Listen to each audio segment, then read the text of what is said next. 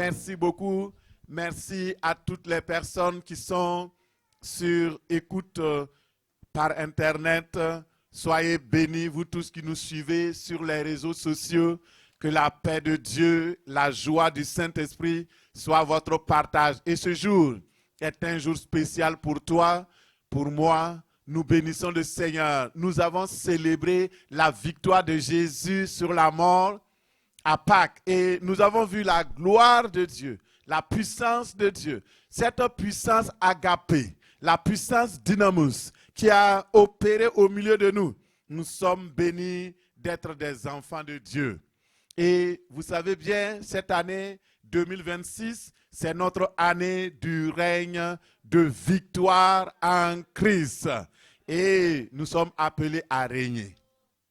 Régner, ça veut dire posséder un domaine, un territoire qui nous a été destiné. Régner, c'est dominer. Régner, c'est vaincre. Régner, c'est toujours. Et avec Christ, dans la victoire, nous marchons en nouveauté de vie parce que nous savons que notre Seigneur est ressuscité. Il est vivant et il est avec nous. Alléluia. Et le mois d'avril, c'est notre mois du règne de la vie.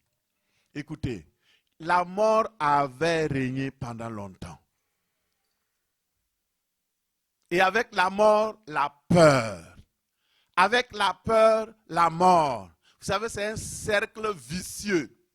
Plus tu rentres dans le cercle de la mort, plus la mort continue de travailler chaque jour dans notre vie. Je vais le démontrer tout à l'heure.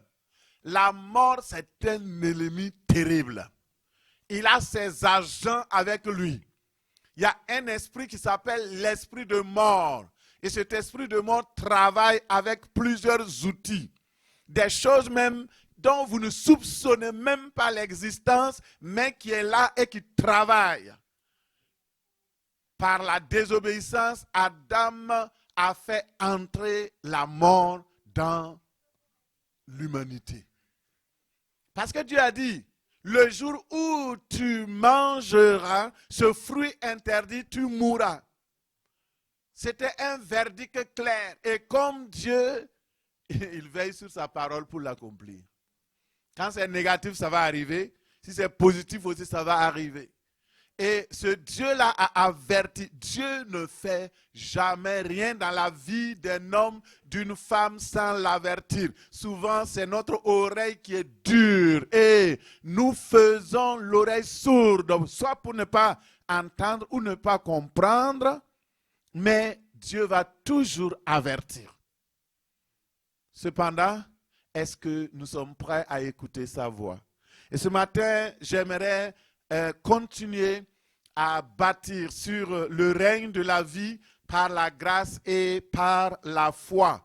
Et le sujet que nous traitons aujourd'hui est un sujet que j'aime beaucoup. Parce que c'est un sujet qui nous met en face de nos responsabilités.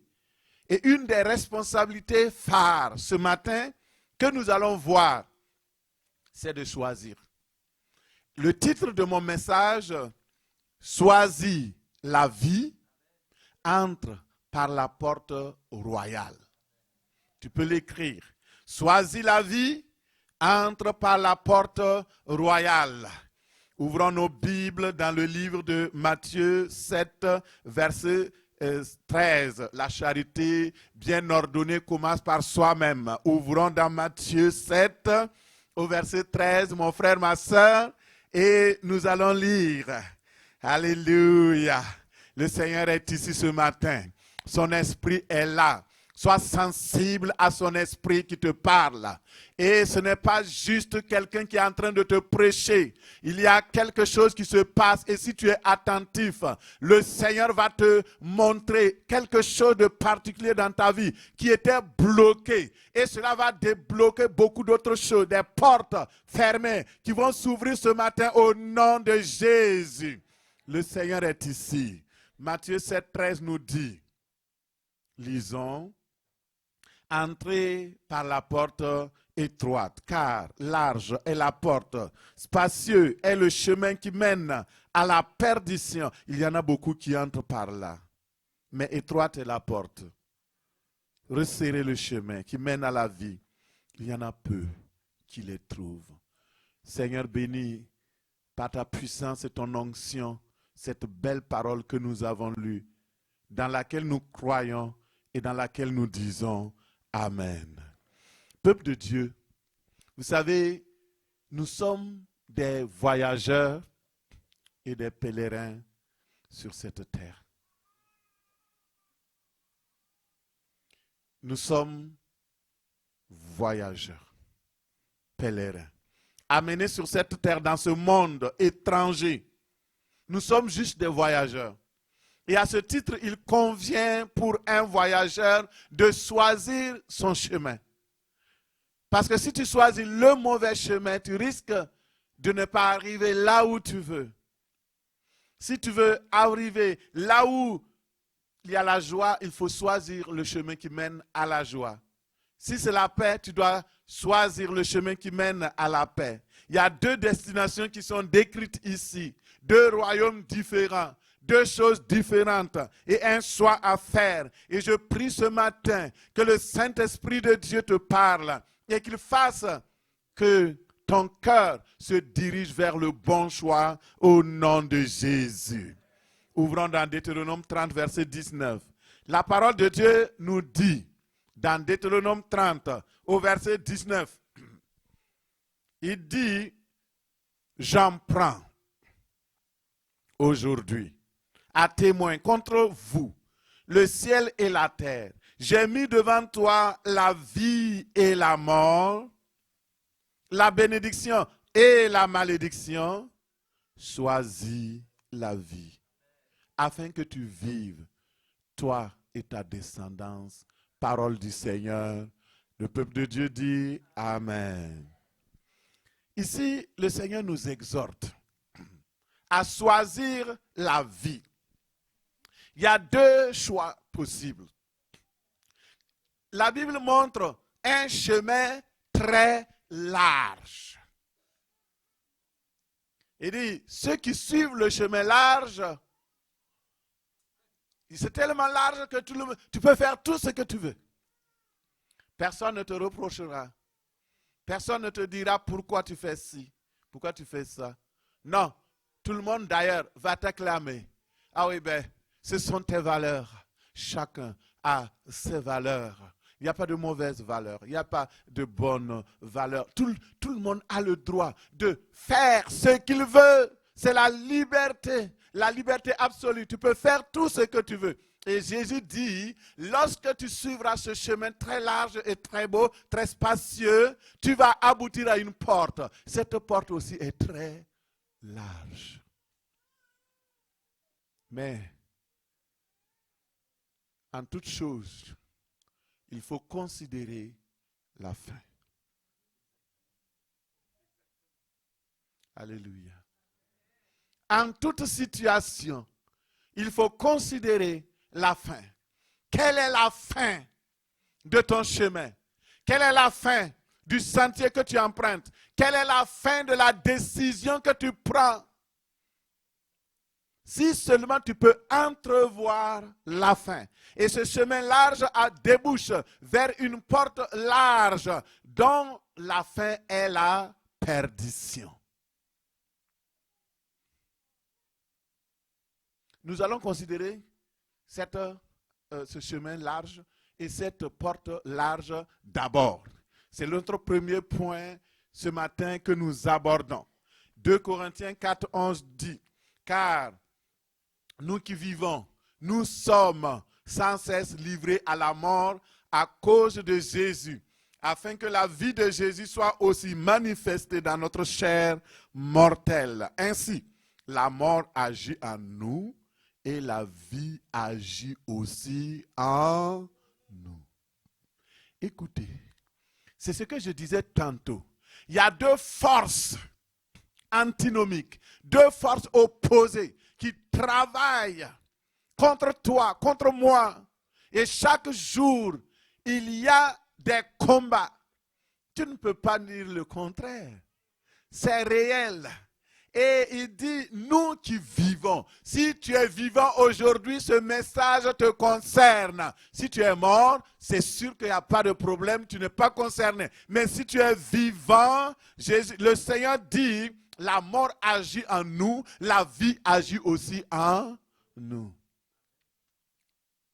Quand tu t'es levé ce matin, tu as regardé ton visage dans un miroir, j'espère. Tu as vu des affaires qui étaient mortes et tu les as enlevées. Cela montre que la mort agit en toi. C'est clair. Quand tu as tout enlevé, tu es devenu plus beau, plus belle. Et d'ailleurs, tu as mis des affaires pour rendre encore plus beau. Et ça veut dire que tu aimes la vie. La vie agit encore aussi en toi. Alléluia.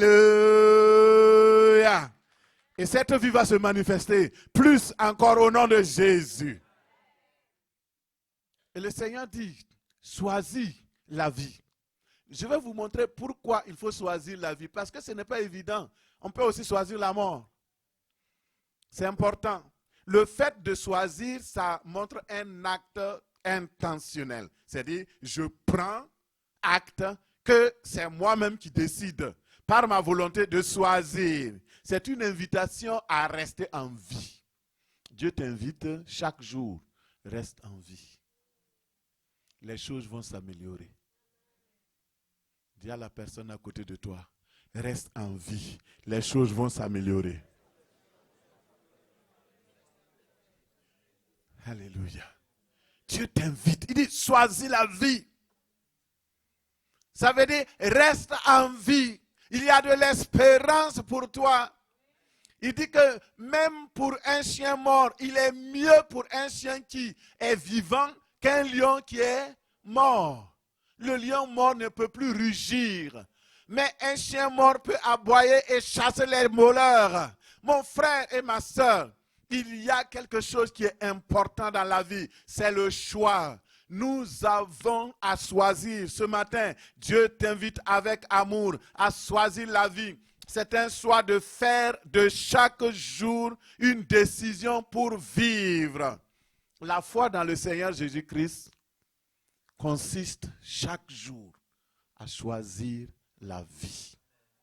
À dire oui à la vie de Jésus, la capacité, sa nature, sa puissance de vie, sa résurrection puisse agir en nous au nom de Jésus. Chaque jour. La foi de Christ reposait sur sa capacité lui-même à choisir chaque jour la vie. Tu vas me dire, comment on peut choisir la vie? Par ta parole. Si tu sors des paroles de mort, tu choisis la mort. Si tu choisis des paroles de vie, tu choisis la vie. Et cela va t'arriver au nom de Jésus. Quelle que soit la situation par laquelle tu passes aujourd'hui. Tu es fatigué. C'est la dépression. Tu as une situation où tu as été trahi par les hommes. Et la colère monte. Il y a beaucoup de choses. Tu te reproches des défauts vrais ou des défauts souvent supposés. Des idées noires te passent chaque jour. Tu te poses la question, qu'est-ce que je vais faire? Le Seigneur te dit, laisse-moi travailler ta vie. Souvent tu dis, je vais en finir. Je vais en finir avec ça, Seigneur, viens me chercher.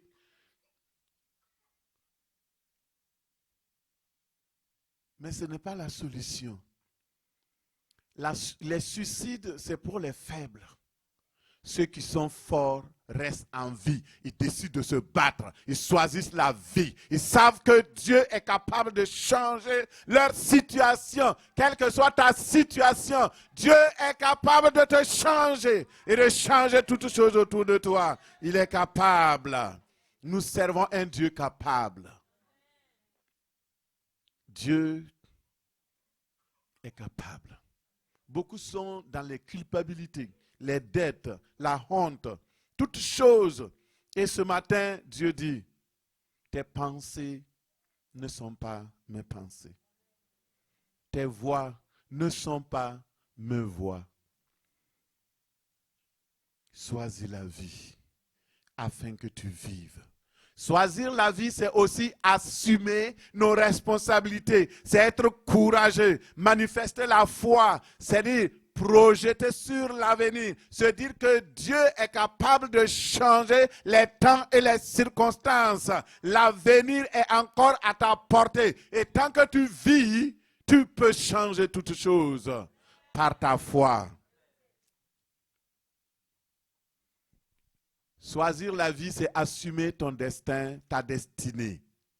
Le Seigneur Jésus-Christ, c'est le parfait modèle qui nous a montré comment lui-même il a choisi. Vous savez, le Seigneur Jésus, il est né dans une famille. Et dans cette famille, il y avait des activités. Le Seigneur Jésus a étudié à l'école des métiers de charpentier et à Nazareth. Et il était charpentier lui-même. Il savait bâtir, il savait construire des toits, il savait abriter les gens. C'était vraiment un charpentier, le fils d'un charpentier. Il pouvait garder cette vie toute calme, toute douce, regarder à la porte, toute tranquille. Il pouvait vivre cette vie tranquille. Il pouvait rester tout tranquille dans son coin. Il y a des gens qui veulent avoir une petite vie, toute tranquille. Personne ne me touche, je ne touche personne. Je suis dans mon petit coin.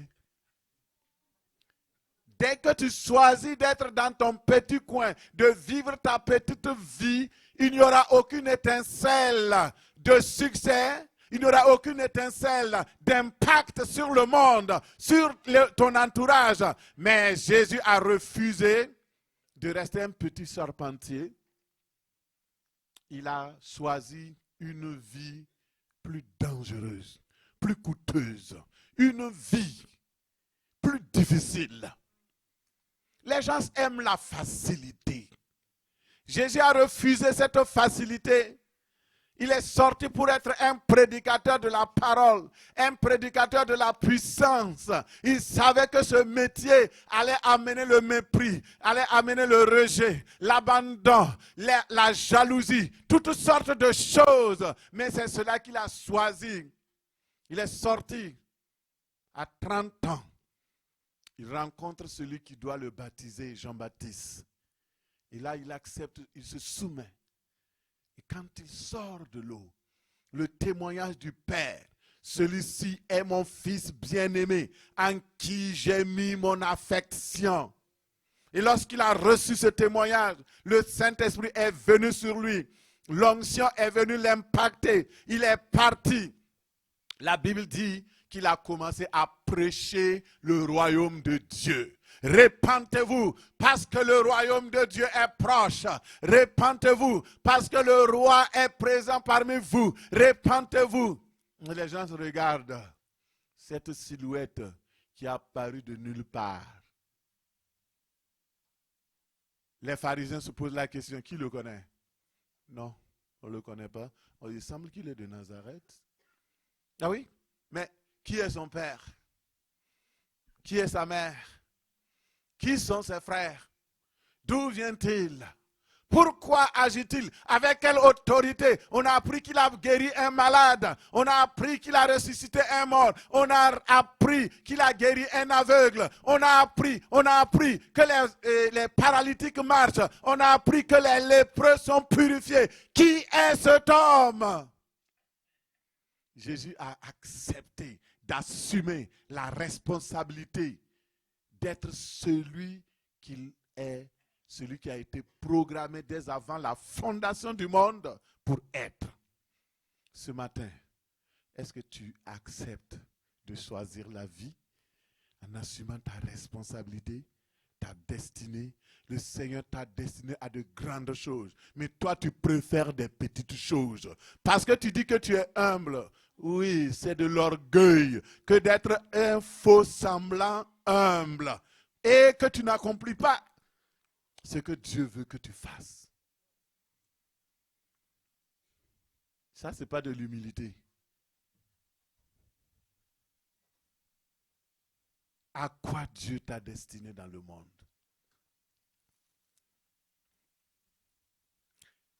Choisir la vie, c'est assumer notre destinée, notre appel. Le Seigneur Jésus-Christ, notre modèle parfait, n'a pas choisi une petite vie de charpentier, un métier tranquille, facile. Tu travailles avec le bois. Tu n'as pas de problème avec quelqu'un. Hein? Sauf peut-être si tu as des ouvriers, beaucoup d'ouvriers. Mais même là, chacun est sur son plancher. Mon frère, il a choisi cette vie publique. Et plus, il a vécu cette vie jusqu'à la mort. À cause de son métier, à cause du fait d'assumer sa destinée, les gens se sont dit, oh non, on va en finir avec lui, on va le tuer. Ils l'ont crucifié. Pourtant, en le faisant, il ne faisait qu'accomplir la volonté de Dieu, afin que toi et moi, nous soyons sauvés. Ce matin, considère ce que le Christ a fait. Le Seigneur Jésus a choisi la vie. Il était débordant de vie.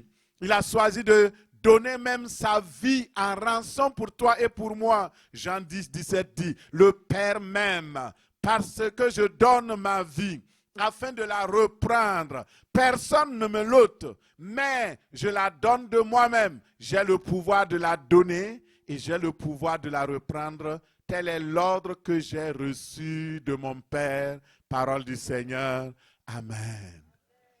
Le Seigneur Jésus savait qui il était. Maintenant, Dieu te parle. Il y a certaines personnes, vous savez, les gens ne sont pas bénis. Il y a plusieurs catégories de personnes. Il y a ceux qui viennent à l'église comme des visiteurs, sont des observateurs, des inspecteurs. Dès que le pasteur parle, il a fait une petite faute. Lui aussi, il fait des fautes. Un professeur d'université. Mon frère, je n'ai pas inventé le français.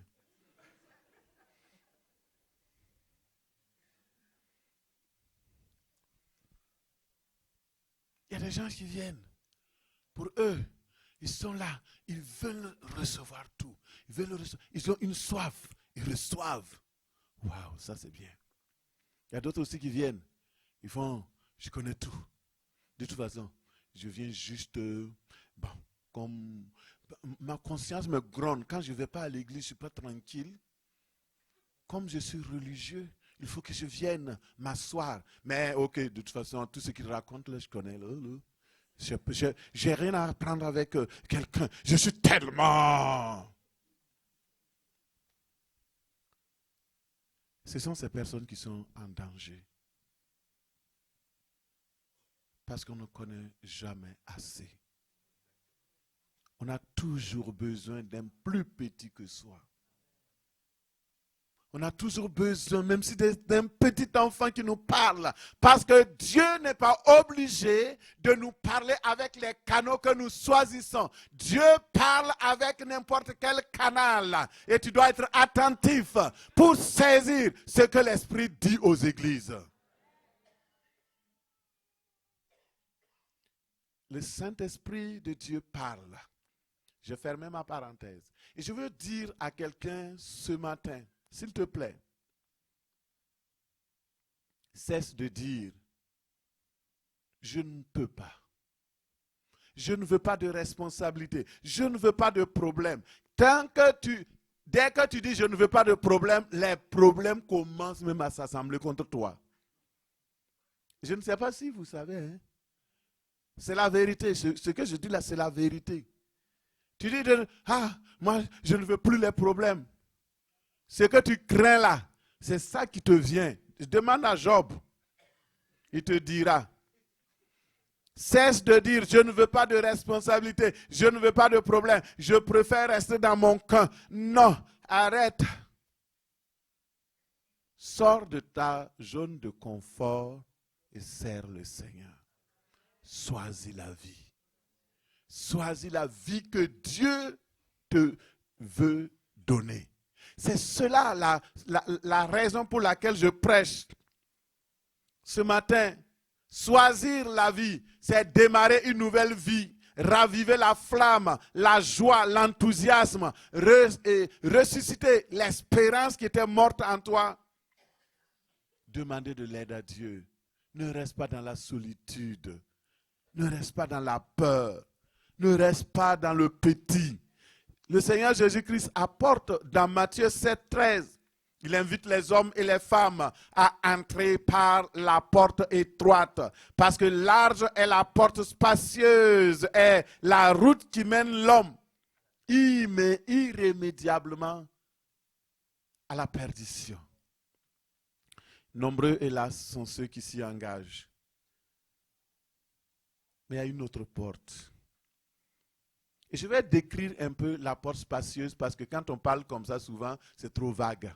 Je n'aime pas les enseignements théologiques, les enseignements traditionnels où on vient vous rabâcher, faites ceci, faites cela, mais on ne vous dit pas comment faire. Ça ne sert à rien. Tu viens culpabiliser les gens. Tu n'es pas dans la droite, dans le chemin droit. Il faut passer par le chemin. Mais montre-lui le chemin. Il va passer. Alléluia. Et moi, je prêche à des pasteurs aussi. Donc, souvent, je fais des parenthèses pour enseigner les pasteurs qui enseignent. Voilà. Donc, ne soyez pas, je ne juge pas des gens là. Je sais ce que je fais. Alléluia. Frères et sœurs, c'est important. Très important, mon frère. Régner dans la vie, c'est important. Régner avec Jésus, c'est important. C'est accéder à une vie meilleure. Il y a une porte d'accès à la vie. Cette porte est étroite, elle est resserrée, elle est étroite et elle mène à la vie éternelle. Mais le chemin spacieux, facile, il est très fréquenté. Tout le monde est là, tout le monde peut l'emprunter. Il n'y a pas de restriction. Alors, première chose que tu dois savoir, c'est un chemin populaire. Tout le monde y va. Tout le monde y va. Et c'est ça, c'est très populaire. Tout le monde est à l'aise. On met tout le monde à l'aise. C'est un chemin large, spacieux. Et comme j'ai dit que je vais décortiquer, premièrement, c'est un chemin large au niveau doctrinal. Des enseignements. Les chemins, donc c'est tellement facile. Par exemple, je vous donne des exemples concrets pour que vous puissiez saisir. Le premier exemple, je prends au niveau doctrinal. Il y a des églises qui enseignent ce qu'on appelle le salut universel. Ça veut dire quoi? Que tout le monde ira au paradis parce que Jésus-Christ est mort pour tous et que son sacrifice a couvert tous les péchés du monde. Il n'y a plus de péché dans le monde. Est-ce que vous comprenez? Ça, c'est le chemin large. Ils croient que tous seront sauvés et que personne ne subira le châtiment. Pour eux, l'enfer n'existe pas. Demandez-leur.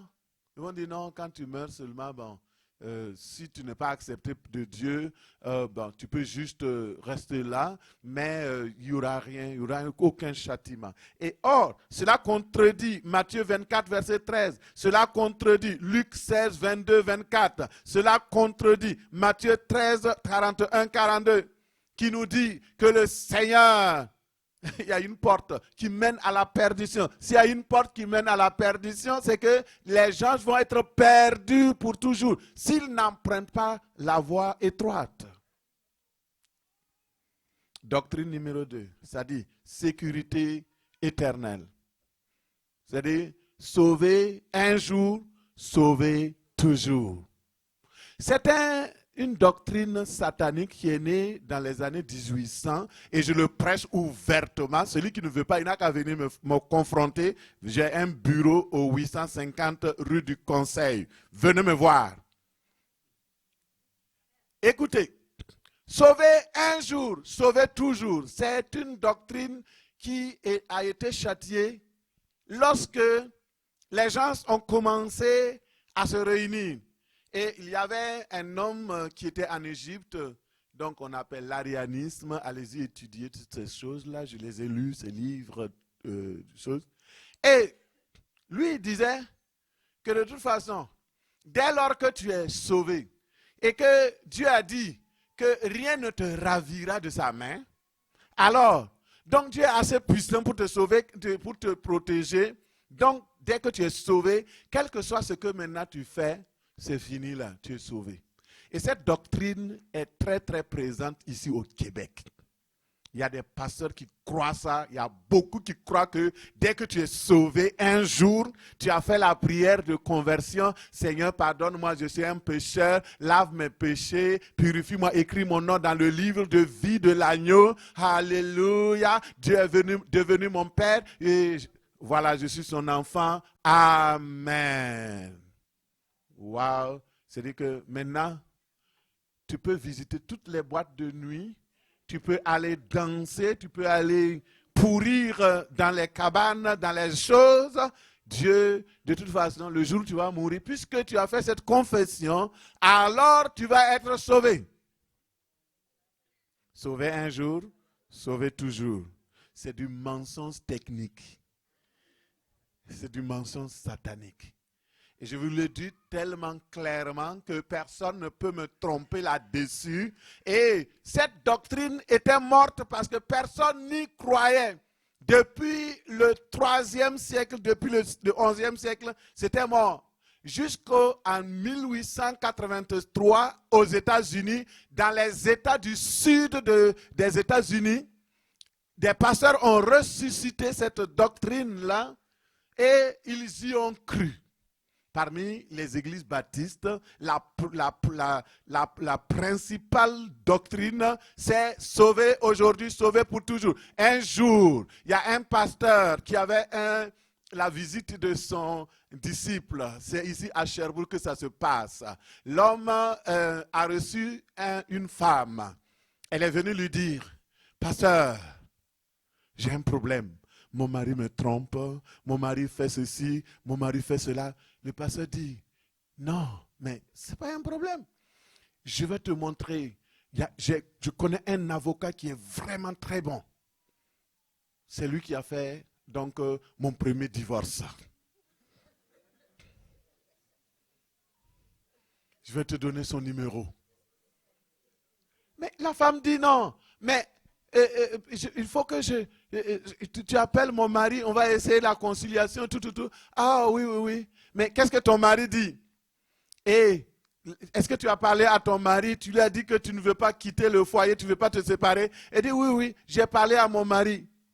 Et le mari dit, mais toi-même tu sais, parce qu'elle a dit à son mari, tu sais, si tu divorces là, alors si tu commets l'adultère dehors, si tu fais les choses mauvaises que tu fais, alors tu iras en enfer. L'homme a ri, il dit, c'est le même pasteur qui nous a enseigné à l'église que quand on est sauvé aujourd'hui, on est sauvé pour toujours. Donc pourquoi il veut encore me donner d'autres affaires? C'est assez simple, hein? Bah oui, c'est ça. Malheureusement, il la lit de l'envers. Chacun lit selon son intérêt.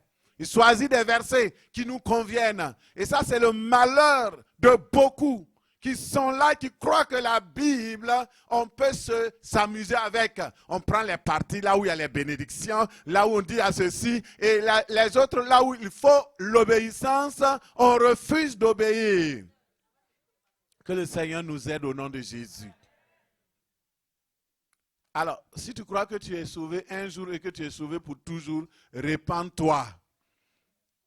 Parce que ce n'est pas ainsi que la parole de Dieu le dit.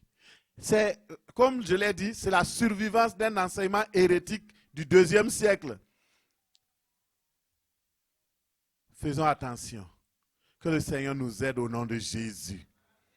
1 Timothée 2,4 dit, Dieu veut que tous les hommes soient sauvés et qu'ils parviennent à la connaissance de la vérité. Il y a une autre doctrine qui dit que Dieu a choisi des personnes spécialement qu'il aime et que c'est eux qu'il va sauver, le reste vont être perdus. Est-ce que ça c'est vrai? Non. C'est une doctrine qui ne marche pas. Imaginez, Dieu serait injuste de vouloir sauver une catégorie et puis les autres les perdre. qui est ce Dieu-là? Et cette fausse doctrine donc, a aussi pris place au 19e siècle. Et bien d'autres doctrines de perdition. Le Seigneur dit, l'Esprit dit expressement que dans les derniers temps, certains abandonneront la foi pour s'attacher à des esprits trompeurs et à des doctrines de démons. Faisons attention. Le Seigneur revient bientôt et ces fausses doctrines-là sont en train de proliférer. Il y a un évangéliste qui était venu ici, à Québec. Les gens m'ont dit, il faut l'inviter à Sherbrooke, il faut l'inviter. Les gens m'ont fait la pression. J'ai dit, non, attendez, d'abord je vais prier. Parce que ici, dans cette église-là, pour prendre le micro, c'est important que le Seigneur nous parle. Nous ne voulons pas laisser les doctrines de démons se développer au milieu de vous. Nous vous aimons tellement qu'on ne veut pas laisser des choses venir ravir l'espérance que vous avez dans le Seigneur Jésus-Christ. Parce que notre but, c'est de vous amener au ciel. C'est ça le but. Et c'est pourquoi on a fermé la porte, Et là, on donne des petits papiers. Et le système, c'est quoi? Alors, vous sortez dans la rue, toutes les personnes que vous rencontrez, vous n'avez pas besoin de leur prêcher trop la parole, il faut faire juste une prière avec eux. Est-ce que vous voulez que je prie pour vous? Tout le monde veut la prière, hein? Même. Donc, on prie et puis on fait les listes. On a eu aujourd'hui 1500 personnes, mais quand on dit il y a 1500 personnes qui sont converties, il y a combien qui sont arrivés à l'église? Le problème, c'est là. On se ment. On se donne des plumes. J'ai évangélisé. 500 personnes sont converties. Où sont les 500? Ils sont où? Dans la rue. En train de faire quoi? Rien. Dans les maisons. En train de faire quoi? Tout ce que vous pouvez imaginer. Sauf prier. Sauf se connecter à Dieu. Sauf aller au ciel. Et on croit, parce que quelqu'un a pris sur le papier, parce qu'il a fait la prière, alors le ciel est rempli de monde. Mon frère, ce n'est pas vrai. Mensonge. La communion fraternelle est très importante. Nous croyons que chaque chrétien, chaque personne née de nouveau doit avoir une église locale dans laquelle Dieu appelle la bergerie, où la personne peut être enseignée, corrigée et atteindre la perfection de Dieu. C'est ce que nous croyons. Mon frère, le chemin est large du point de vue moral. Parce que ce chemin large-là, on peut tout faire. Tout est permis. Tous les coups sont permis. C'est comme dans Juge 17, verset 6. À cette époque, il n'y avait pas de roi en Israël et chacun faisait ce qui lui semblait bon. Tout ce qui me passe par la tête, je le fais. Vous voyez, ça c'est terrible. Parce qu'il n'y avait pas de roi. Mais toi, tu as un roi. Le roi Jésus-Christ qui doit régner sur toi.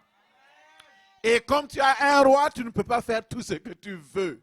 Un roi gouverne, un roi te montre quoi faire. Il y a des lois du royaume. Il y a les règles du royaume. Et tu ne peux pas faire tout ce que tu veux. Dans le livre de Juge, il n'y avait pas de roi, il n'y avait pas de gouvernement, il n'y avait pas de limite, il n'y avait pas de frein. On pouvait faire tout ce qu'on voulait. La période finale de l'histoire de ce monde sera une époque périlleuse, trouble. Vous le sentez déjà, hein? 2 Timothée 3, 1. Les hommes seront égoïstes. Ça, c'est la voie de la moralité impie. Les hommes seront égoïstes, avides. Égoïste, ça veut dire qu'on pense qu'à soi-même. Avides. Exclusivement préoccupés d'eux-mêmes, de leur richesse, de leur réalisation, de leurs prétentions. Ils seront arrogants, jaloux, envieux, blasphémateurs et séditieux, médisants. Plus de respect pour les parents.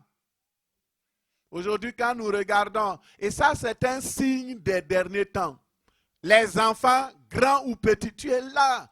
Ce matin, je voudrais dire, Si tu ne respectes pas ton père, tu ne respectes pas ta mère, tu es un enfant ingrat. Parce que Dieu a utilisé des hommes, il a utilisé un homme plutôt et une femme pour que tu viennes au monde. Tu dois les respecter, tu dois les considérer, tu dois même prendre soin d'eux. Et le Seigneur, vous savez, il y a beaucoup qui sont dans des troubles actuellement financiers, des troubles financiers, des troubles de toutes sortes, parce que simplement, ils sont rebelles à leurs parents. Ce matin, quitte la rébellion. Quitte la rébellion. Je ne parle pas simplement des petits-enfants qui nous écoutent. Non, je ne parle pas des jeunes seulement. Je parle de toi et de moi-même. Est-ce que tu respectes ton père et ta mère? Je ne veux pas dire tout ce qu'il te dit, tu dois faire. Non. Mais au moins, est-ce que tu lui dis bonjour? Est-ce que tu es en accord? Est-ce que... Mais c'est la vérité. Tu as la grâce. Il faut saisir cette grâce-là. Je fermais la parenthèse. Et il dit, extérieurement, ils vont garder la religion, les traditions, mais dans la réalité, ils sont pourris. Et ils vont sauver la façade, garderont l'apparence de la piété, mais en réalité, ils ne voudront rien savoir de ce qui en fait la force, c'est-à-dire la sanctification, sans laquelle nul ne verra le Seigneur. C'est important. Et mon frère, ma soeur, aujourd'hui nous regardons et Dieu dit, détourne-toi de ces hommes-là, écarte-les de l'église. Les hommes qui veulent vivre dans la volupté, les amusements, ils sont là, ils aiment tout ce qui est autour, enflés d'orgueil. Ils sont aveuglés par les plaisirs qu'ils aiment plus que Dieu. La volupté, les amusements. Il faut changer cela. La moralité et les valeurs, le mensonge. Il y a beaucoup qui aiment tellement mentir. Leur vie est un mensonge construit de A à Z. Un filet de mensonges.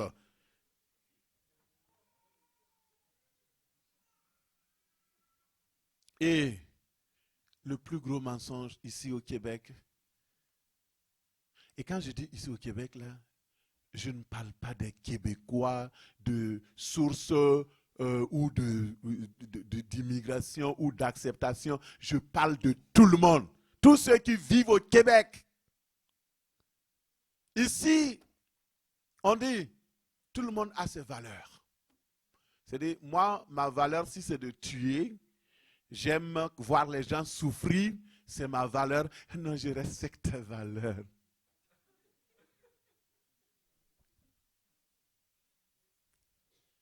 Il n'y a pas de bonne valeur. Il n'y a pas de mauvaise valeur.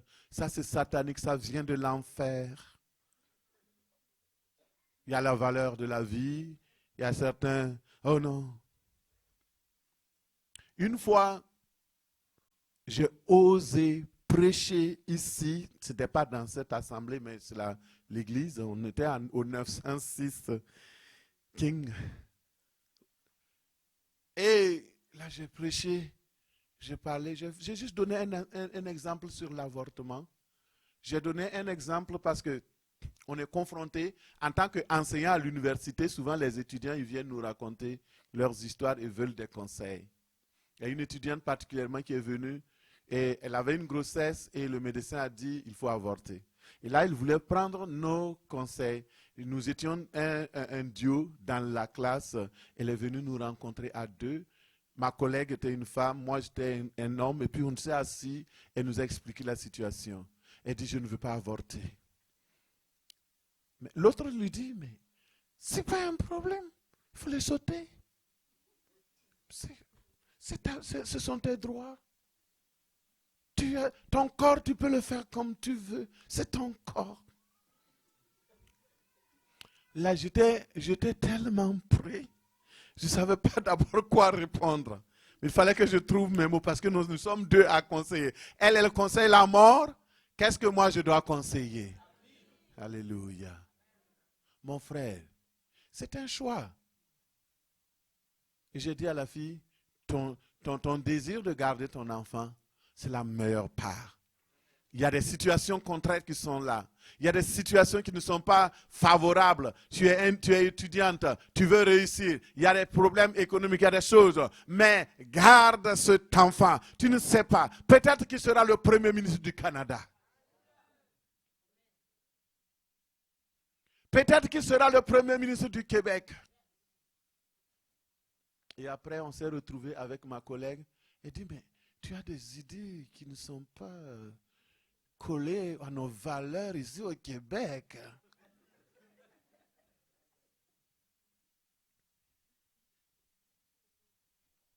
Et j'ai donné juste cet exemple comme je voulais donner aujourd'hui.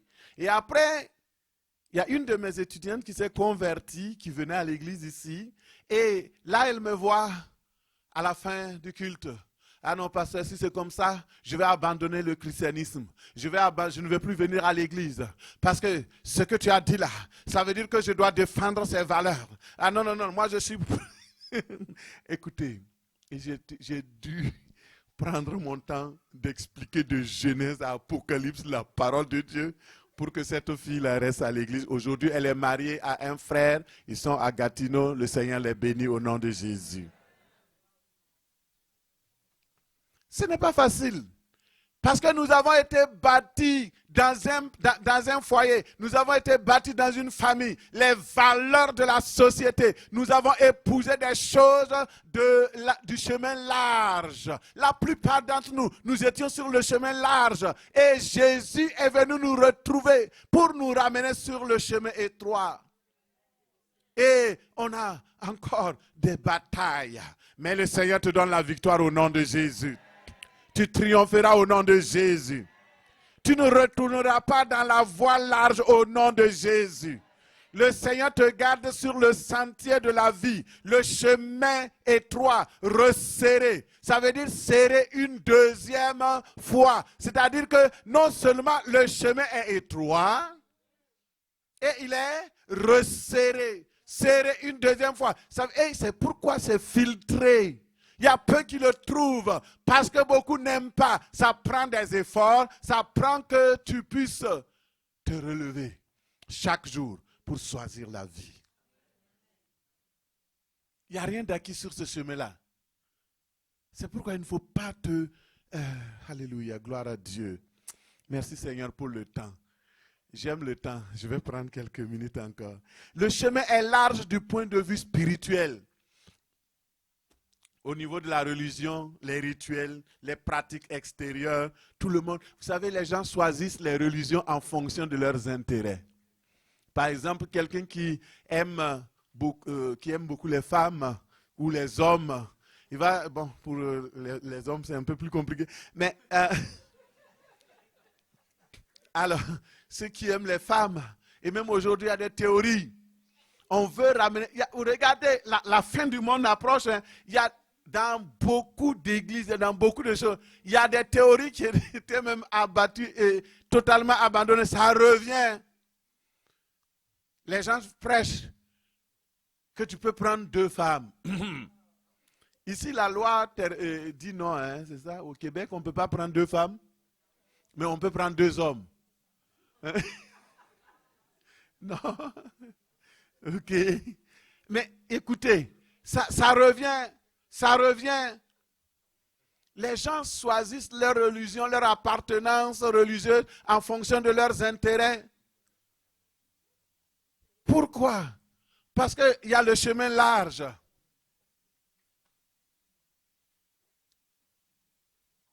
L'attirance vers le monde large.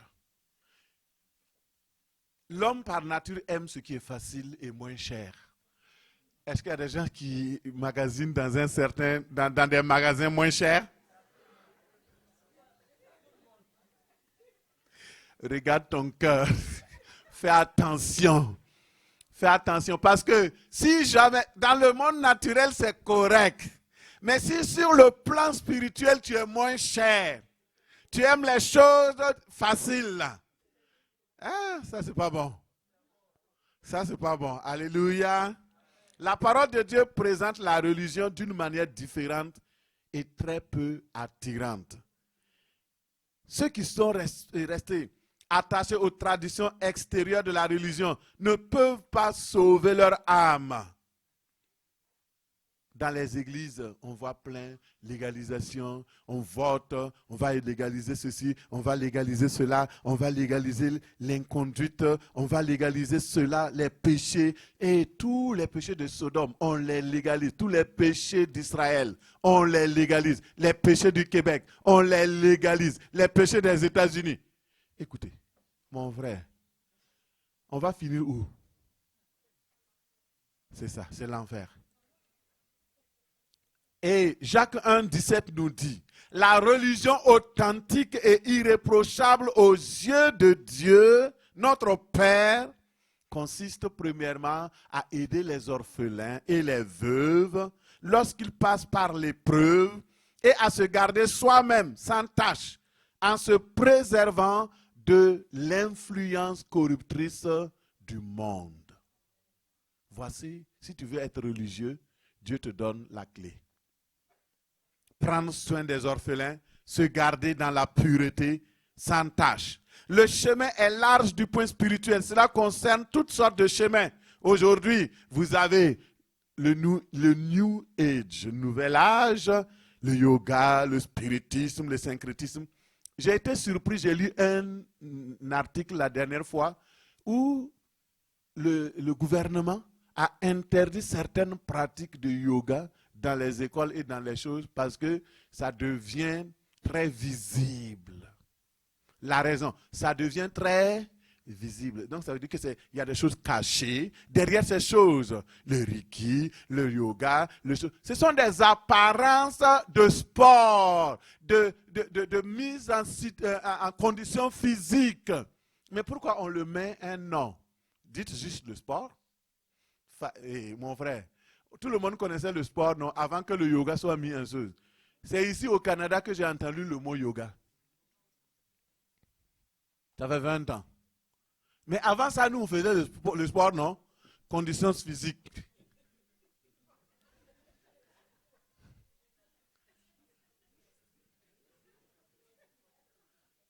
Maintenant, il faut saluer le soleil. Mon frère, le soleil est une divinité orientale. Et quand tu salues le soleil, tu es en train d'adorer une divinité que tu ne connais pas. Le chemin large, on nous envoie dans un enfer large aussi. Faites attention, il y a des petites affaires que on dit non, non moi ça ne me dérange pas. Moi, ça ne me dérange pas. Faisons attention. Les temps sont courts. Jésus revient bientôt. Et le diable est déchaîné avec ses croyances de spiritisme, de syncrétisme, les mélanges de croyances, de traditions, l'écuménisme. Union entre catholiques et protestants, orthodoxes, anglicains. Eh, mon ami, mais le problème là, c'est quoi? Et même aujourd'hui, on a réunion entre catholiques, musulmans, quoi. Ils ont fait l'expérience au Burkina Faso. Se retrouvent dans une église, dans une mosquée. Les gens tombent à gauche, se relèvent à droite. Et les gens sont là. Oh, Sainte Marine. Eh, mon ami.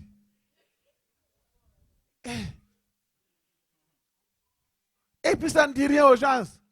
Mais c'est un monstre. Et nous n'aimons pas les monstres. Choisis la vie. L'arbre de la connaissance du bien et du mal était là. Le Seigneur a dit non, mange le fruit de l'arbre de la vie. 2 Pierre 2, 1 nous dit, il nous enseigne qu'il y a eu des faux prophètes parmi le peuple. De même, il y aura aussi des faux prophètes à la fin des temps, des faux docteurs qui introduiront subtilement des erreurs dangereuses, qui enseigneront des doctrines particulières dans le but de diviser, de détruire l'Église. Ces hérétiques renient le maître qui les a rachetés, attirent ainsi sur eux une ruine soudaine. Le Seigneur nous prévient. Faisons attention. Alléluia. Nous allons prier. Mais avant de prier, j'aimerais te dire, si tu es là, c'est parce que tu as choisi la voie étroite, le chemin resserré. Matthieu 7, 14 dit, mais étroite est la porte, resserrée, le chemin qui mène à la vie. Il y en a peu qui les trouvent. Le chemin qui mène à la vie s'appelle Jésus-Christ. Il a dit dans Jean 14, 6, je suis le chemin, je suis la vérité, je suis la vie. Nul ne vient au Père que par moi. Jésus est le seul chemin qui mène au Père.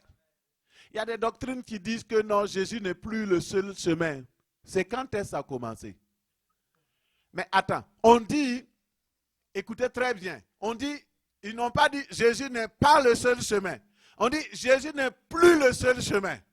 Donc ça veut dire qu'à un moment donné, on a accepté que Jésus est le seul chemin. À un moment donné, on dit Jésus n'est plus le seul chemin. Quand est-ce que cette hérésie a commencé? Malheureusement, il y a de grands prédicateurs qui ont failli amener plein de monde dans le trouble par rapport à cette histoire. Heureusement qu'ils se sont repentis avant de mourir. Même Billy Graham, dont tout le monde parle aujourd'hui, tout le monde connaît les bons côtés. Mais à un moment donné, il a dit, même à la radio, que Jésus n'est pas le seul chemin. Oui, oui. Il s'est repenti après. Faites attention. On vous met en garde par rapport à des choses que vous écoutez, vous n'écoutez pas. Les gens, un message peut vous envoyer directement en enfer. Parce que vous vous accrochez à de la fausseté et vous croyez, mais la personne se répand par la suite. Vous ne êtes pas repenti. Faites attention. Et de plus en plus, le Seigneur me dit, donne des messages clairs qui vont inviter le monde à regarder à Jésus. Accrochez-vous à votre Bible. Accrochez-vous à la parole. Le diable a envoyé plein de faux pasteurs, de faux prédicateurs, de faux apôtres, de faux évangélistes, de faux. Mais la parole de Dieu demeure la vérité. Et avec les sceaux qui sont scellés, il dit que celui qui crie le nom de l'Éternel, celui qui invoque le nom du Dieu très haut, celui qui veut aller au ciel, celui qui veut marcher, doit marcher par la porte et par le chemin étroit pour déboucher à la porte étroite. Et il doit s'éloigner du monde, il doit s'éloigner du péché. Que celui qui invoque le nom du Seigneur, qui s'éloigne de l'iniquité. C'est le signe, le seul signe qui ne ment pas. Toutes les personnes que vous entendez, vous ne les connaissez pas, vous ne connaissez pas où ils dorment, vous ne savez pas leur vie secrète. Regardez comment ils vivent. Prenez leur exemple s'ils vivent dans la sainteté. Il n'y a pas de négociation par rapport à la vie de pureté. Le chemin qui mène à la vie, c'est Jésus. Le Seigneur Jésus-Christ, c'est le seul chemin. Il est la lumière. Et si tu suis le chemin Jésus, tu seras heureux et dans le bonheur. Le chemin qui mène à la vie, c'est un sentier difficile à suivre. Il y a peu qui le trouvent. Pourquoi? Parce qu'il faut la foi, il faut la persévérance, il faut des efforts pour y entrer. Cette porte de la vie demande la séparation. Vous savez, la porte, c'est quoi? C'est l'autorité, c'est le règne, c'est la domination. Dans l'histoire biblique, lorsqu'on parle de porte, on parle d'un lieu où les grandes décisions se prennent.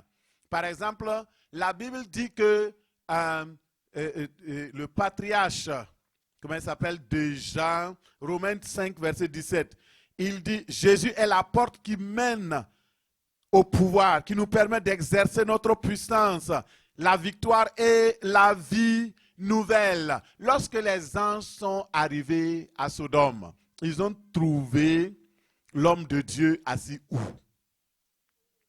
Il était à la porte. Il dirigeait le conseil. Il parlait avec les anciens de la porte. La porte symbolise le lieu de victoire, le lieu de puissance. Et Jésus est notre force.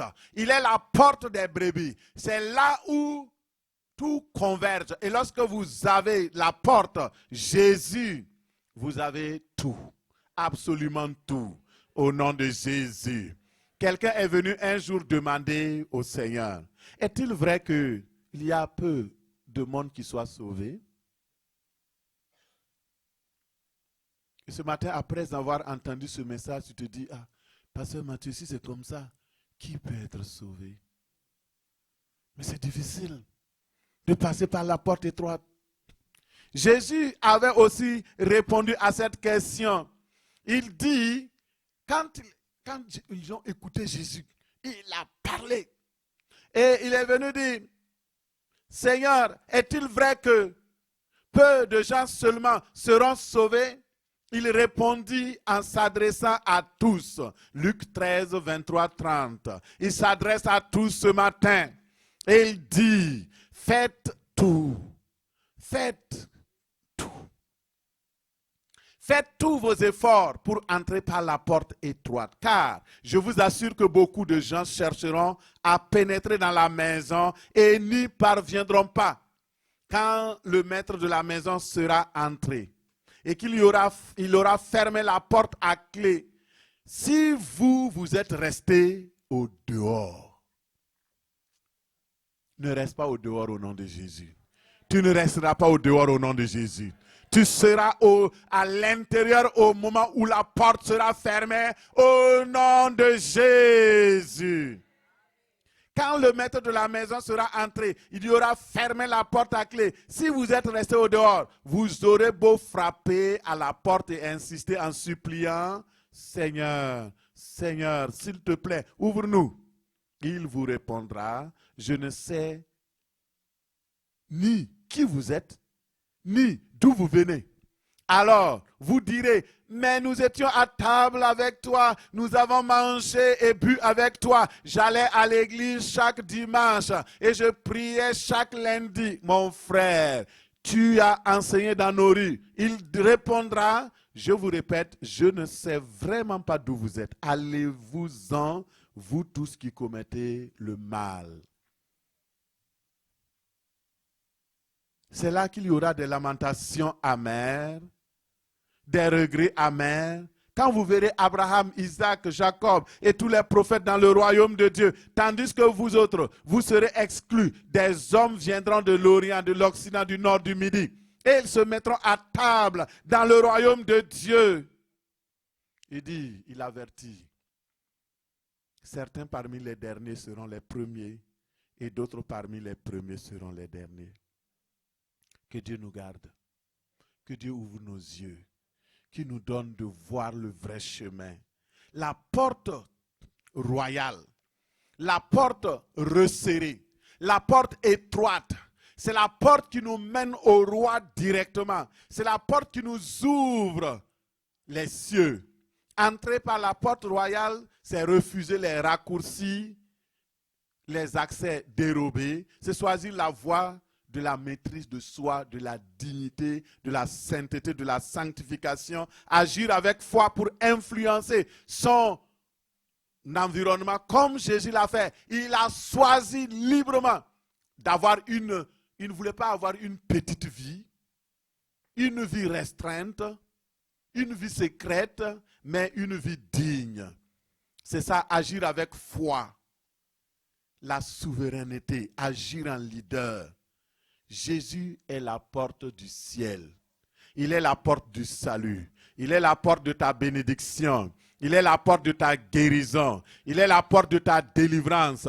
Il est la porte de la bonne doctrine. C'est la porte qui s'ouvre à toi ce matin. Si tu m'écoutes, écoute très bien. Jésus-Christ, c'est la porte de ton autorité, de ton règne. Dans les temps anciens, comme j'ai dit, les portes étaient symboliques. Ça, tout le monde venait, les gens venaient siéger, les responsables, les leaders, les rois venaient à la porte. Dans le livre de Ruth, par exemple, on parle de la porte du peuple qui détient l'autorité. Mon frère, ma soeur, la porte c'est aussi, et je termine par là, un lieu de témoignage. Dis à ton frère, la porte est un lieu de témoignage. La porte est un lieu de ton témoignage. Alléluia. Et le Seigneur veut que tu sortes à la porte pour témoigner. Témoigner de la vie que tu as déjà. Toi, tu es passé par la porte, par le chemin étroit. Tu connais la porte. Tu connais la porte du ciel. Amène les autres à connaître aussi la porte du ciel. Jésus est la porte de la joie. Il est la porte du bonheur. Si tu l'acceptes dans ta vie, tu verras le bonheur que tu n'as jamais expérimenté. Parce que Jésus, lorsque tu entres par cette porte, alléluia, tu débouches au règne, au trône, le trône de la grâce, le trône de la paix, là où tu trouves la paix. Et maintenant, tu dois témoigner. C'est une porte de témoignage. Et tu témoigneras à la gloire de Dieu au nom de Jésus. Ton témoignage sera grand.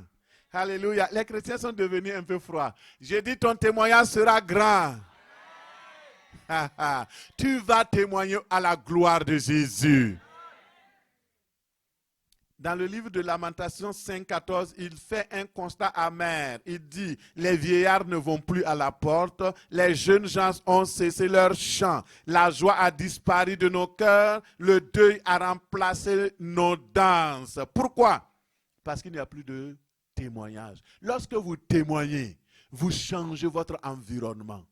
Vous changez l'environnement du ciel. Vous changez l'environnement satanique. Vous changez l'environnement de l'église. Le témoignage est important. Le témoignage des femmes, des hommes, des jeunes amène la vie, le salut et la paix. Il faut témoigner. Ça, c'est important. Et le ciel est dans la joie quand vous témoignez. Lorsqu'un seul pécheur gagne le salut, le ciel est dans la fête parce que vous avez témoigné. Lorsqu'un pécheur se répand, c'est mieux que 99 justes qui n'ont pas besoin de repentance. Luc 15, 10 nous dit, de même je vous le dis, il y aura de la joie devant les anges de Dieu pour un seul pécheur qui se répand. Bien-aimé, entrer par la porte, c'est annoncer le royaume de Dieu. C'est évangéliser, c'est sauver des âmes. Est-ce que tu es entré par la porte du témoignage? Régner, c'est témoigner. Quand tu viens témoigner, ça veut dire quoi? Tu mets la honte au diable. Tu dis, tu voulais me faire du mal, tu n'as pas été capable. Jésus m'a libéré et je suis en paix. Il a essuyé mes larmes. Il a garanti ma vie. Jésus me libère et je suis en paix. Il a essuyé mes larmes. Il a garanti ma vie. Comprenez. Le diable s'en va. Et les anges se lèvent. Ouais! Nous avons remporté la victoire. Alléluia. Venez avec témoignage. Venez avec les fruits du témoignage. C'est cela qui plaît à Dieu. La reconnaissance. Venez à la porte avec triomphe et victoire. Régnez sur votre environnement. Ésaïe 52, 7. Qu'ils sont beaux sur les montagnes, les pieds de ceux qui apportent de bonnes nouvelles, qui publient la paix. De celui qui apporte de bonnes nouvelles, qui publie le salut, de celui qui dit à Sion, ton Dieu règne. La voix de tes sentinelles retentit. Elles élèvent la voix, elles poussent ensemble des cris d'allégresse, car de leurs propres yeux, elles voient que l'Éternel ramène Sion. Alléluia. Veux-tu régner dans la vie? Veux-tu avoir la récompense éternelle? Il faut premièrement quitter le chemin large parce qu'il débouche à une porte large qui mène à la perdition. Ceux qui vont par ce chemin subiront le châtiment éternel, seront bannis de la présence de Dieu, privés de la splendeur glorieuse de sa majesté, séparés pour toujours. Si tu veux régner sur cette vie, obtenir la récompense éternelle, deuxième chose, choisis le chemin étroit. Oui, c'est un chemin solitaire, c'est un chemin difficile et périlleux. Mais lorsque tu fournis des efforts, tes efforts seront récompensés au nom de Jésus. Il faut travailler ton salut avec crainte et tremblement. Et l'issue sera la vie éternelle, la gloire éternelle.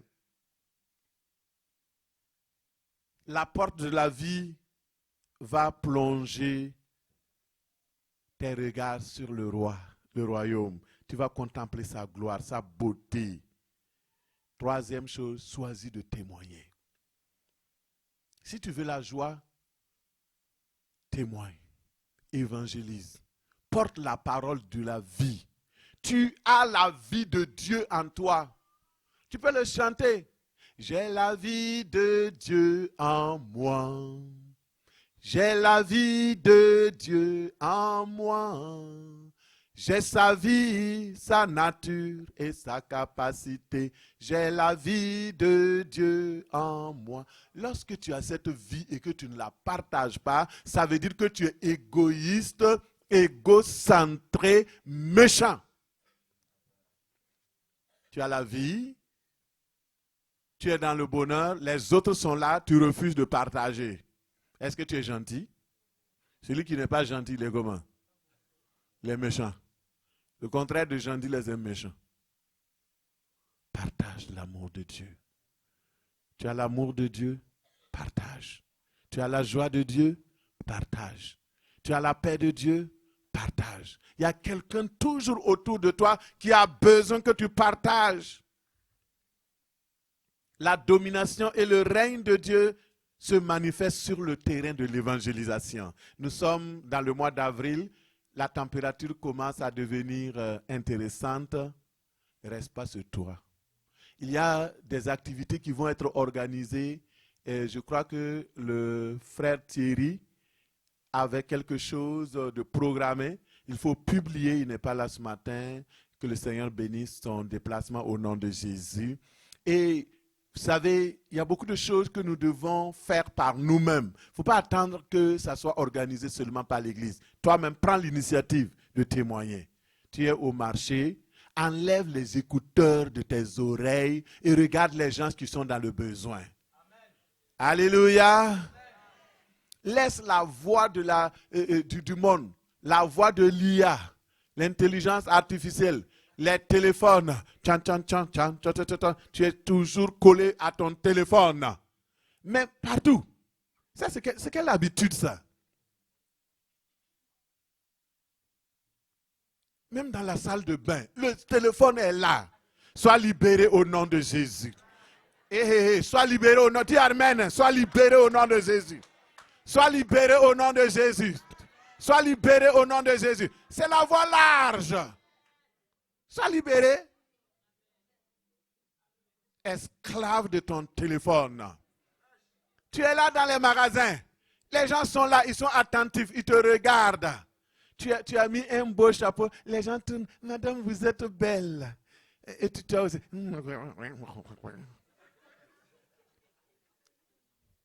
Parle. Dis, madame, comment vous allez? Moi, je m'appelle Lydie.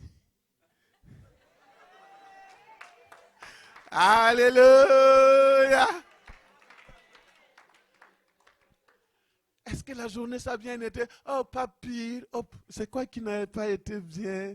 Oh, tu sais, le médecin a dit que j'ai des arthroses. Ah, madame, mais moi je connais la solution. Ah, mais on va magasiner à la fin, quand on va sortir, je vais vous parler. Ah oui, il n'y a pas de problème. Ah, tu connais une solution pour moi? Ben oui. Alléluia. Il faut savoir attirer les gens, savoir leur parler, toucher à leur cœur, changer leur vie. Mais il faut que toi-même ta vie soit changée. Si toi-même tu es cling-cloum, je ne sais pas dans quelle porte tu es rentré, mais quand on rentre par la porte de Jésus, on est rayonnant de joie. Le visage ne se couvre pas de honte. Nous sommes triomphants, nous sommes vivants, nous sommes énergiques. Tu es un jeune garçon, on dirait un jeune garçon de 30 ans. Et on dirait un vieillard de 75 ans. Sois vivant.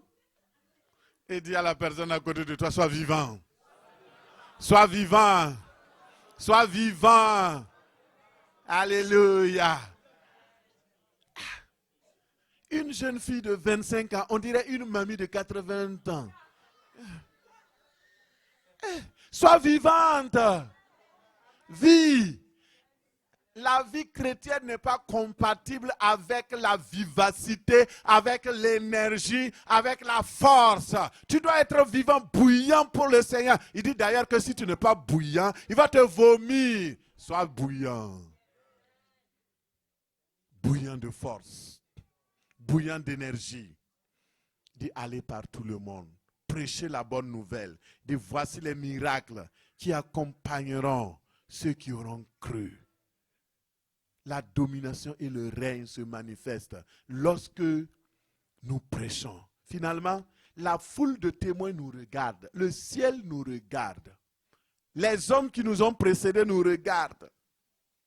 Si tu veux siéger à la droite de Jésus, choisis la vie. Marche sur le chemin de la vie.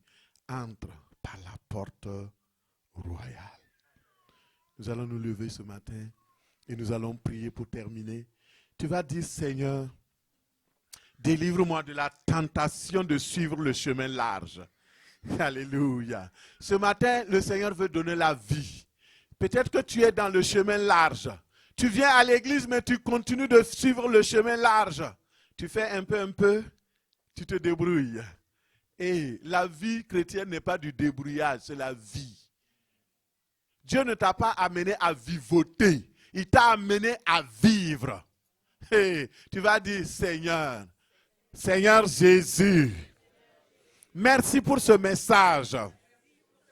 Je choisis ce matin la vie. Christ est ma vie. La mort m'est un gain. Je ne crains plus, Seigneur. Je sais que tu es avec moi. Et ta vie est en moi. Seigneur Jésus, viens à mon secours ce matin. Manifeste ta vie en moi. Seigneur, délivre-moi de la tentation de suivre le chemin large. Seigneur Jésus, garde-moi dans la voie droite, dans la voie étroite, serrée et resserrée. Même si ceux qui suivent ce chemin sont rares, je le suivrai par la foi jusqu'au bout, au nom de Jésus. Père céleste, je prie au nom de Jésus que toute porte ouverte à l'ennemi, à la frustration, à l'anxiété, à la dépression, soit refermée au nom de Jésus. Soit refermée au nom de Jésus. Je ferme au nom de Jésus les portes négatives que l'ennemi a ouvertes pour m'empêcher de trouver la porte, la véritable porte. Seigneur Jésus, ta parole déclare dans Proverbe 4, 18, le chemin des justes est comme la lumière, resplendissante. Son éclat va croissant jusqu'au milieu du jour. À cause de cela, je prie au nom de Jésus, toute porte qui constitue un obstacle, qui m'empêche de progresser, soit brisée au nom de Jésus. Soit brisée au nom de Jésus. Soit brisée au nom de Jésus. Soit brisée au nom de Jésus. Alléluia. Seigneur, roi de gloire, viens dans ma situation. Viens dans mes affaires. Au nom de Jésus. Au nom de Jésus. Je ferme toutes les portes ouvertes à Satan. Par moi-même. Par mes parents. Par mes ancêtres. Ces portes se referment au nom de Jésus. Au nom de Jésus. Au nom de Jésus. Au nom de Jésus. Père, ouvre sur moi la porte de la vie éternelle. La porte de la prospérité. La porte du succès. La porte de la bonne santé. Au nom de Jésus. Je reçois au nom de Jésus. Je reçois au nom de Jésus. Je reçois au nom de Jésus. Par le sang de Jésus, je ferme toute porte de pauvreté, toute porte de l'échec, du manque dans ma vie. Soyez fermés maintenant au nom de Jésus. Au nom de Jésus. Prie, prie, prie, prie, prie. Prie maintenant dans le nom de Jésus. Dans le nom de Jésus. Je viens fermer toute porte maléfique, toute porte satanique, toute porte de l'enfer, toute porte des tourments, les portes de la pauvreté, les portes de l'insuccès, les portes du manque. Dans le nom de Jésus, soyez refermés.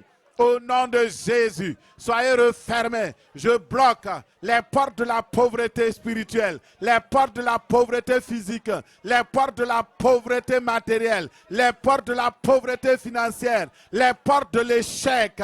Soyez brisés. Les portes du manque, soyez brisées. Au nom de Jésus. Au nom de Jésus. Alléluia. Au nom de Jésus, nous prions. Tu vas dire, Seigneur, par le nom riche de Jésus, que toutes les ressources célestes se précipitent vers ma porte. Se précipitent vers ma porte. Toutes les bénédictions, les portes des bénédictions, les portes de mes percées qui sont fermées. Maintenant, ouvrez-vous au nom de Jésus.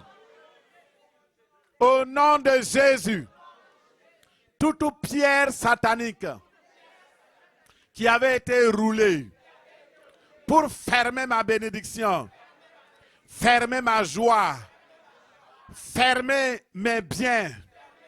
Dans le nom de Jésus, je roule cette pierre. La pierre est roulée. Comme devant le tombeau de Lazare. La pierre est roulée. Je roule la pierre. Toute pierre qui empêche ma progression, qui empêche mon héritage, qui empêche mes victoires, mes succès. Au nom de Jésus, sois roulé, sois roulé. Sois roulé, sois roulé, sois roulé. Au nom de Jésus, libérez-moi. Porte de la mort, libérez-moi. Porte de la pauvreté, libérez-moi. Porte de l'insuccès, libérez-moi. Porte de la dépression. Au nom de Jésus. Seigneur, donne-moi la clé du succès. Afin que partout où je passe, j'ai la victoire sur Satan, sur les démons, sur les sorciers et sur toute la puissance de l'ennemi. Au nom de Jésus, merci pour les clés. Ce matin, je possède les clés. Au nom de Jésus, les clés de la délivrance, les clés de la délivrance, les clés de la guérison, au nom de Jésus, les clés de la bénédiction, au nom de Jésus. Prie, prie, prie. Proclame que tu possèdes les clés. Tu possèdes les clés. Tu possèdes les clés. Tu possèdes les clés. Tu possèdes les clés ce matin. Dans le nom de Jésus. Je possède les clés de la grâce, les clés de la foi, les clés de la puissance. Seigneur, merci. Au nom de Jésus. Au nom de Jésus. Seigneur, merci. Au nom de Jésus. Tu ne pries plus, je vais prier pour toi. Lève simplement les mains vers le Seigneur. Dans le nom de Jésus. À cause de la parole qui a été prêchée ce matin, toute personne qui ne retrouvait pas son chemin, Père, ouvre ses yeux, afin qu'il saisisse le chemin. Le chemin étroit, serré et resserré, au nom de Jésus. Toute personne qui ne trouvait pas la porte, Père, tu es la porte. Seigneur Jésus, tu es la porte des brebis. Ouvre-toi et qu'ils entrent au nom de Jésus.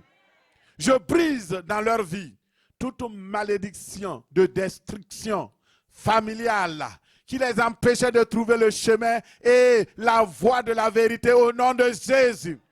Qu'ils soient libérés de toute emprise d'hommes spirituels, forts ou femmes spirituelles, au nom de Jésus. Toute porte maléfique qui était ouverte sur ta vie soit refermée par le sang de l'agneau au nom de Jésus.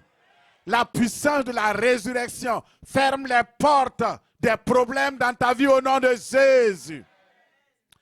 Toutes les portes qui faisaient sortir tes bénédictions, je les referme au nom de Jésus. Les bonnes portes de ta vie ne seront plus fermées au nom de Jésus. Que le Dieu des nouveaux commencements agisse dans ta vie, qu'il ouvre pour toi une nouvelle saison, une nouvelle porte de prospérité, de succès, au nom de Jésus. Que le Seigneur ouvre les portes de sa grâce sur ta famille. Que l'unité vienne dans ta famille. Que l'entente vienne dans ta famille. Que les foyers qui étaient touchés par des problématiques financières soient résorbés au nom puissant de Jésus. Dans le nom de Jésus, toute porte de l'enfer se referme maintenant. Les portes de la mort prématurée se ferment maintenant. Au nom de Jésus. Les portes de la division qui touchent les églises ne touchera pas cette église au nom de Jésus. Les portes du déchirement, les portes de la perdition sont refermées sur chaque membre de cette église au nom de Jésus. Père Céleste, lève-toi, manifeste ta puissance ce matin, manifeste ton amour ce matin, car tu es la porte des brebis et nous sommes ceux qui avons choisi de marcher par l'étroit chemin. Seigneur Jésus, glorifie le Père. Glorifie le Père. Saint-Esprit, touche les personnes malades ici. Que la porte de la maladie soit fermée au nom de Jésus. Les portes par lesquelles les microbes rentraient, les virus rentraient, je les referme au nom de Jésus. Tu es libéré de toute porte. Tu es comme une porte ouverte. Tu es fermé maintenant au nom de Jésus. Satan, ces hommes et ces femmes ne sont pas des bars ouverts. Je refuse au nom de Jésus. Le chemin large, la porte large, maintenant ne sera plus nommé ni cité dans leur vie ni dans leur dossier au nom de Jésus. Père soit loué. Au nom de Jésus, nous avons prié. J'ai dit au nom de Jésus, nous avons prié. Je n'ai pas dit le nom d'un roi ni d'un président, mais au nom de Jésus, nous avons prié.